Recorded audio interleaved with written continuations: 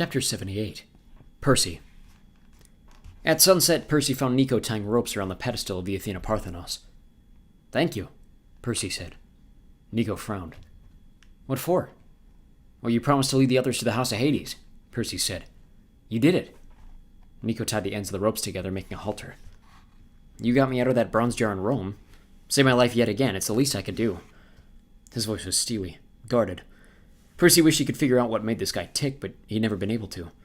Nico was no longer the geeky kid from Westover Hall with the mythomagic cards, nor was he the angry loner who'd follow the ghost of Minos through the labyrinth.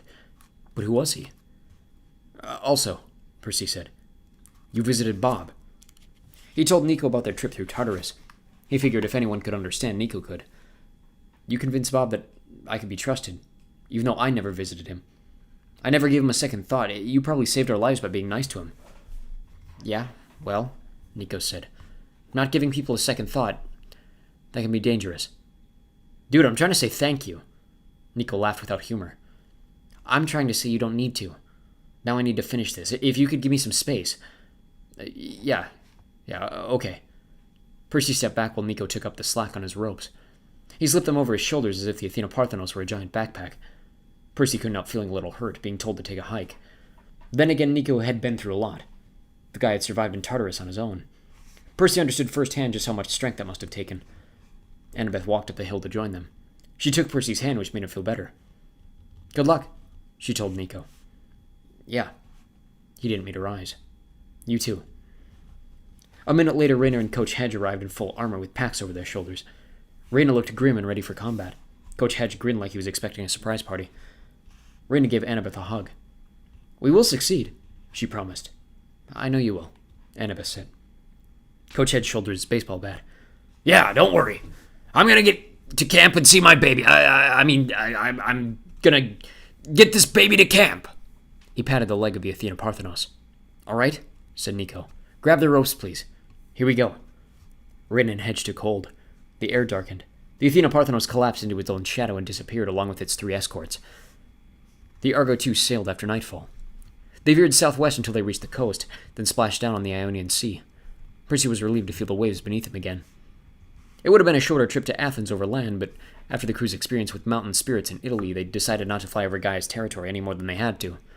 They would sail around the Greek mainland, following the routes that the Greek heroes had taken in the ancient times. That was fine with Percy. He loved being back in his father's element, with the fresh sea air in his lungs and the salty spray on his arms. He stood at the starboard rail and closed his eyes, sensing the currents beneath them. But images of Tartarus kept burning in his mind. The river Phlegethon, the blistered ground where monsters regenerated, the dark forest where Arai circled overhead in blood-mist clouds. Most of all, he thought about a hut in the swamp with a warm fire and racks of drying herbs and draken jerky. He wondered if that hut was empty now. Annabeth pressed next to him at the rail, her warmth reassuring. "I know," she murmured, reading his expression. "I can't get that place out of my head either." "Damison," Percy said. "And Bob."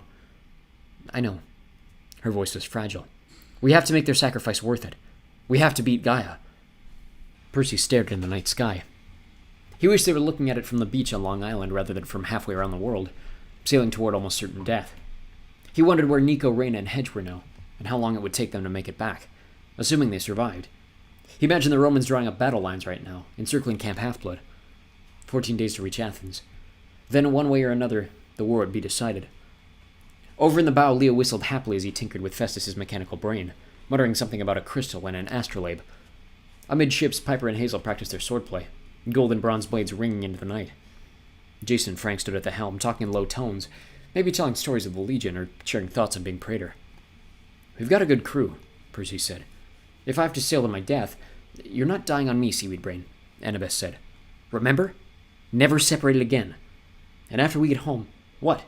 Percy asked. She kissed him. "Ask me again once we defeat Gaia." He smiled, happy to have something to look forward to. "Whatever you say." As they sailed farther from the coast, the sky darkened, and more stars came out. Percy studied the constellations, the one Annabeth had taught him so many years ago. "Bob says hello," he told the stars. The Argo II sailed into the night.